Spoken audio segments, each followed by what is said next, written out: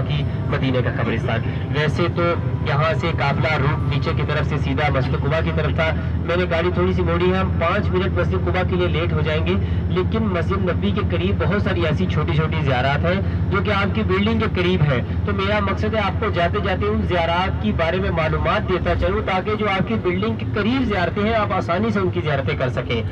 مدینہ منورہ مسجد نبوی کسی زمانے میں صرف ایک گنبد اور ایک مینار ہوا کرتی تھی. اس کے آس پاس مدینہ کے گلیاں اور بازار ہوتے تھے.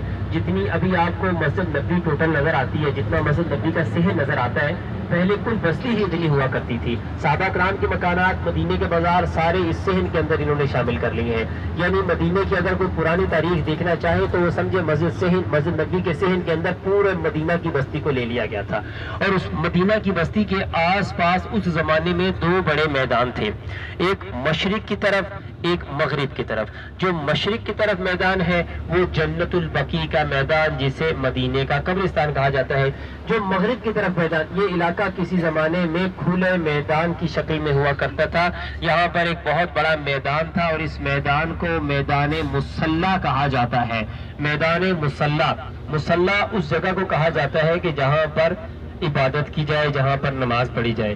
اس جگہ پر نبی اکرم صلی اللہ علیہ وسلم بیٹھ کر اللہ تعالیٰ سے امت کے لیے رو رو کر دعائیں مانگتے تھے, تنہائی میں عبادت کرتے تھے.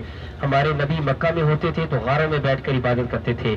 مدینہ میں ایک دفعہ مدینے کی بستی کے لوگ بستی سے باہر نکلے تو دیکھا کہ پورے مدینے میں سخت دھوپ اور گرمی پڑ رہی ہے, لیکن اس جگہ پہ بادل کا ایک خاص ٹکڑا ہے. لوگوں نے دیکھا کہ ہر طرف دھوپ ایک طرف بادل. تھوڑا سا آگے کی طرف اس سمت میں چلے تو دیکھا کہ نبی اکرم صلی اللہ علیہ وسلم جس جگہ پر بیٹھ کر عبادت کر رہے تھے بادل کے ٹکڑے نے آپ صلی اللہ علیہ وسلم پر سایہ کیا ہوا تھا.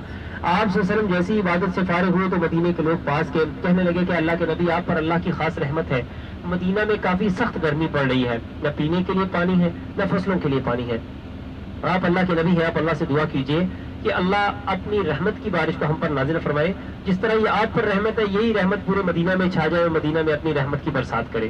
حضور اکرم صلی اللہ علیہ وسلم نے اس جگہ پر اللہ تعالیٰ سے بارش کی دعا مانگی تو اسی وقت مدینہ میں بادل چھا گئے اور بارش ہونے لگ گئی. یہاں تک کہ 7 دن تک لگاتار مدینہ میں بارش ہوتی رہی. جب پانی کے کنویں بھر گئے تو اللہ تعالیٰ نے اپنی رحمت کی بارش کو روک دیا. اس جگہ پر جہاں نبی اکرم صلی اللہ علیہ وسلم نے بیٹھ کر بارش کے لیے دعا منگائی وہاں پر موجودہ وقتوں میں ایک مسجد ہے اور اس مسجد کا نام ہے مسجد غمامہ. غمامہ عربی زبان میں بادل کے ٹکڑے کو کہا جاتا ہے. ایک بادل کے ٹکڑے کو غمامہ کہا جاتا ہے جس کا جملہ غم سے نکلا ہے. غم کے معنی ہے چھاؤں کر دینا, اندھیرا کر دینا, کیونکہ اس ٹکڑے نے نبی اکرم صلی اللہ علیہ وسلم پر چھاؤں کی تھی. اس مناسبت سے مسجد کا نام مسجد غمامہ رکھ دیا گیا.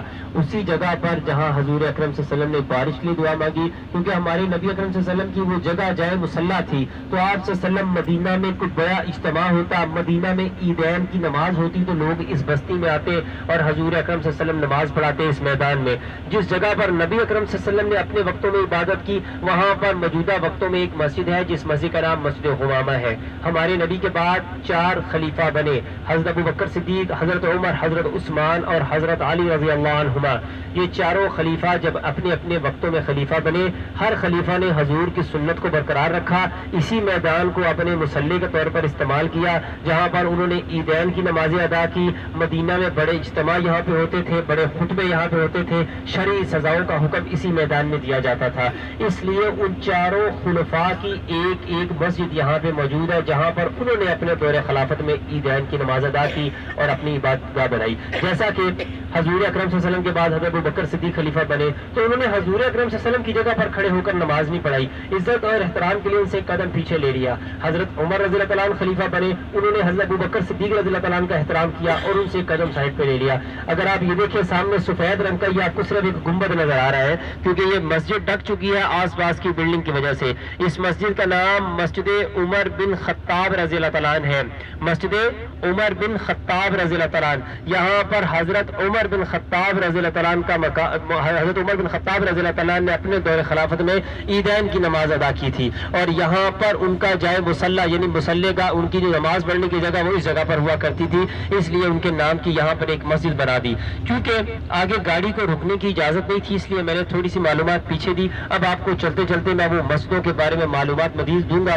یہ مسجدیں آپ لوگوں کی بلڈنگ کے بالکل قریب ہیں. آپ روزانہ 6 نمبر سے داخل ہوتے ہیں مسجد نبی میں, 6 نمبر روزانہ آپ ان کے پاس سے گزر کے جاتے ہیں, لیکن بہت سارے لوگوں کو ان کے بارے میں معلومات نہیں تھی. اگر آپ دیکھیں یہ سامنے کالے پتھروں والی جو مسجد ہے یہ مسجد غمامہ ہے, وہ ساتھ مسجد ابو بکر صدیق ہے, ایک گنبد والی جو ایک مینار والی یہ مسجد ابو بکر صدیق. مسجد غمامہ کے بیک سائڈ پہ مسجد علی رضی اللہ تعالیٰ عنہ بھی ہے. اور یہ آپ دیکھیں گیٹ نمبر 6, یہ آپ لوگ بالکل یہاں سے روزانہ گزر کے جاتے ہیں. میرا مقصد یہاں سے گھما کر لانے کا صرف یہ تھا کہ آپ لوگوں کو ان مسجدوں کی نشاندہی کروا دوں, ان کے بارے میں تھوڑی سی معلومات دے دوں, تاکہ آپ جب کبھی مسجد نبی نماز کے لیے جائیں آپ آتے جاتے ان کی قریب سے زیارت کر سکتے ہیں. یہ مسجدیں ویسے مکمل طور پر بند رہتی ہیں. مدینے کی تاریخ کی سب سے پرانی مسجدیں ہیں. مسجد قباء اور مسجد نبی کے بعد یہ مسجد سب سے زیادہ پرانی ہے.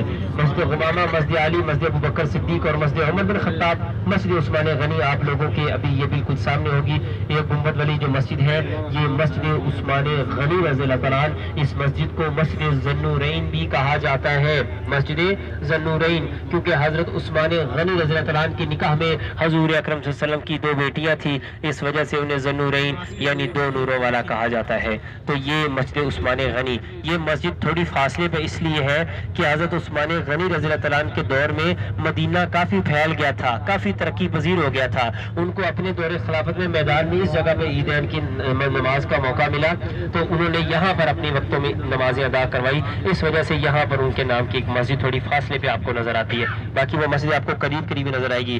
سب سے زیادہ قریب مسجد ابو بکر صدیق ہے, کیونکہ ان کا وقت حضور اکرم صلی اللہ علیہ وسلم کے فوراً بعد خلیفہ وہ بنے, تو وہ بالکل قریب ہے. حضرت علی رضی اللہ تعالیٰ عنہ آخری خلیفہ تھے, لیکن انہوں نے اینڈ پہ ان کی مسجد ایک طرح سے اگر اس ترتیب سے دیکھا جائے تو آخر میں ان کی مسجد پڑتی ہے.